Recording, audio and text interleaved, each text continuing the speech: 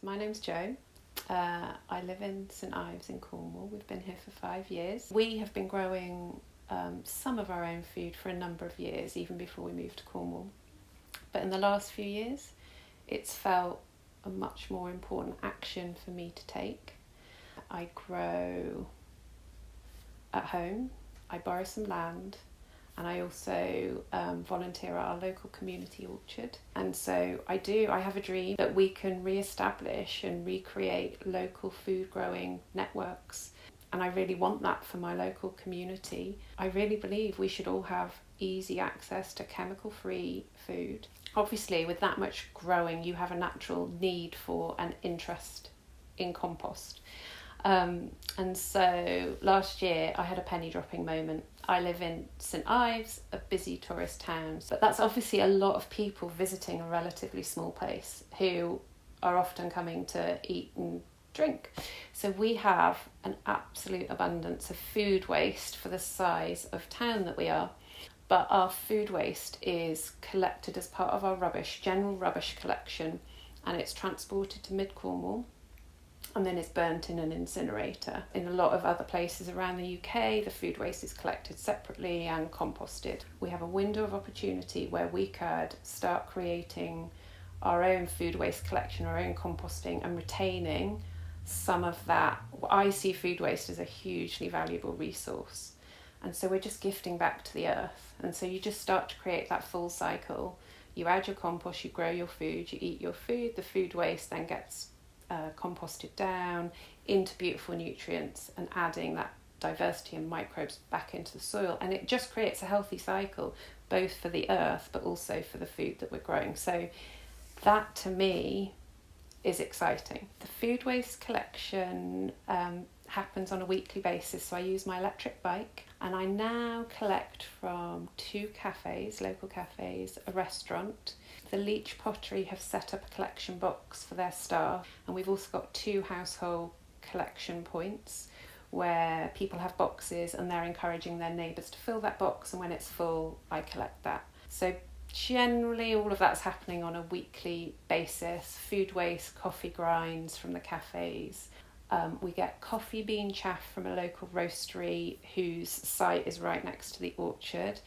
And then a local brewery gives us their spent hops. So we're getting a beautiful mixture of things to go on our compost.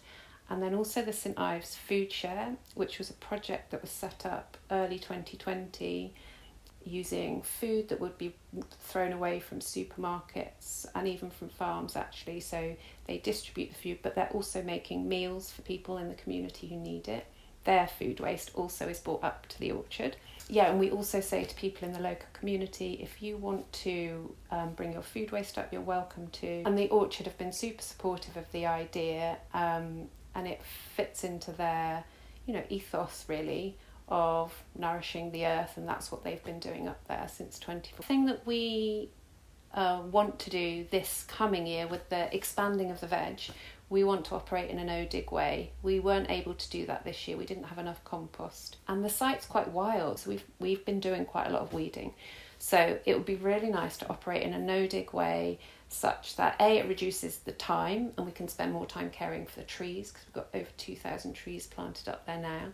But also, disrupting the earth less. It just seems a beautiful, sensible thing for us to do.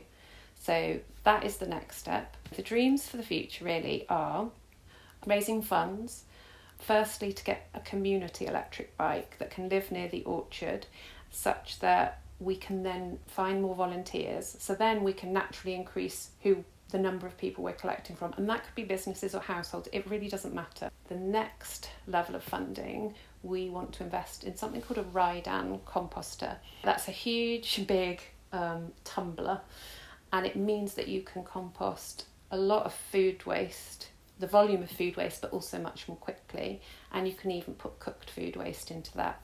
And so if we are going to get to a bigger scale, that feels like the most practical solution. And all the parts for the ride-on are made in the UK and it's made here. So again, it feels like quite a local solution to help us with our local composting. But what I really want to do is get to a point where we can then offer compost back to the community on a donation only basis. Ideally, where we'd get to is we are saving our seeds from the food that we grow and sharing them amongst ourselves, and then growing the food and sharing that amongst ourselves, and then collecting that food waste, turning it into compost, and then putting that back into the soil and nourishing the soil. The composting feels like a really small action for us to give back, because I feel like the orchard also creates a little hub for people to come and see what's happening and maybe take some of those ideas and learnings back into their own home, and they can be supported by this community project. Whilst the composting itself is a beautiful action, it's bigger than that. It's community and it's people and it's connection and it's all of those things. So there's lots of different circles in there in reality, but that just it makes me feel happy and excited and optimistic for the future.